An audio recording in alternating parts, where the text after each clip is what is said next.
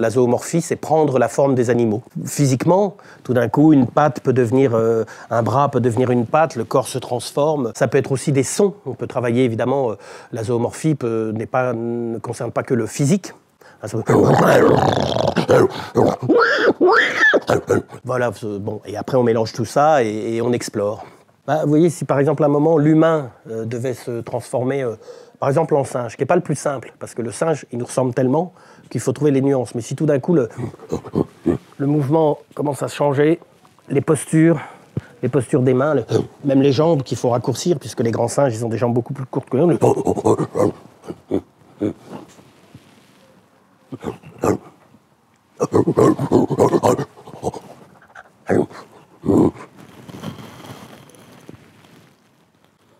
Économie de mouvement, s'il se gratte le crâne, c'est pas ça. C'est plus 3 doigts qui bougent et puis les gorilles notamment, ce mouvement un peu lent, cette posture des épaules un peu.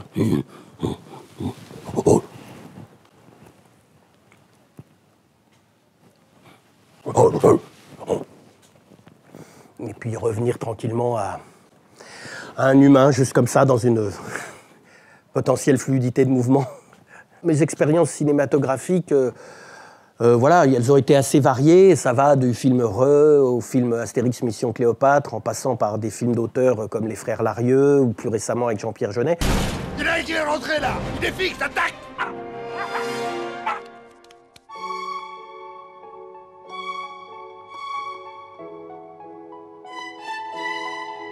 Au moment où je joue, je fais l'animal, oui, je pense qu'il y a une dimension assez, je ne veux pas dire mystique, mais il y a quelque chose, tout d'un coup, il y a quand même une bascule, où tout d'un coup, je reste moi-même, hein, c'est comme le jeu d'acteur, mais je pars et je suis l'espace de quelques instants, l'animal ou les animaux que j'incarne. Souvent, ce n'est pas seulement un animal, j'ai l'impression d'être mêlé, comme si j'étais traversé par différents animaux, et hop, j'exprime quelque chose qui va ressembler à un ours, un cochon, un bison, un chien.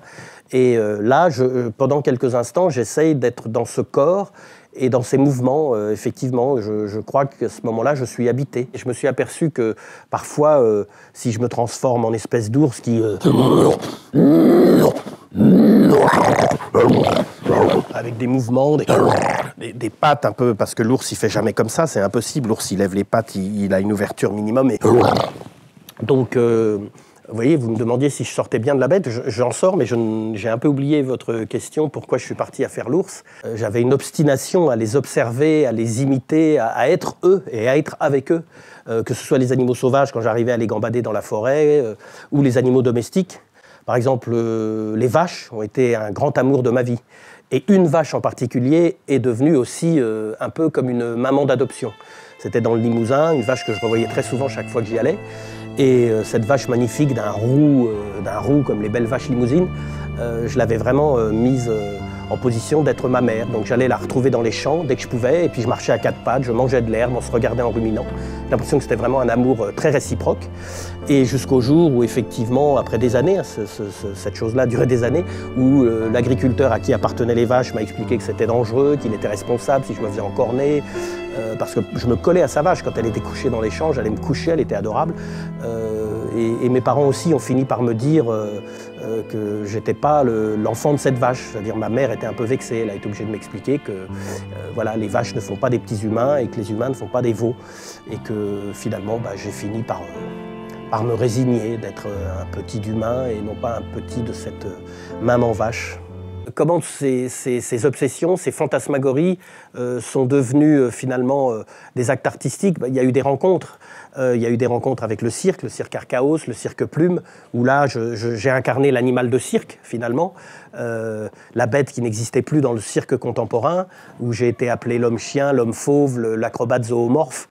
Et puis finalement une rencontre importante qui a structuré mon travail autrement, avec la comédienne et metteur en scène Jade Duviquet, qui fait qu'on a exploré à travers la compagnie du singe debout ce rapport homme-animal finalement au sens plus large, ce rapport au vivant et les métamorphoses.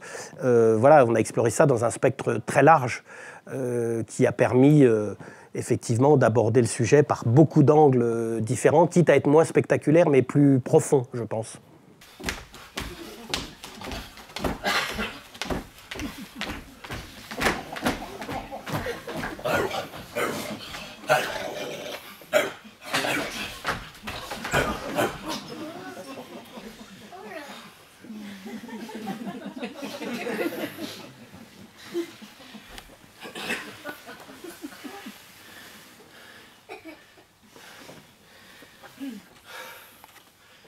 J'ai plus l'âge pour faire ça. Toutes ces métamorphoses, à un moment, ça nous parle vraiment de notre monde. Les grandes histoires qui jalonnent le monde des humains, elles sont peuplées d'animaux.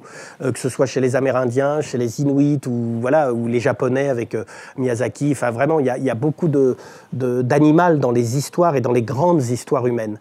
Donc nous, je pense qu'à travers notre travail, on est aussi là-dedans, par la force des choses.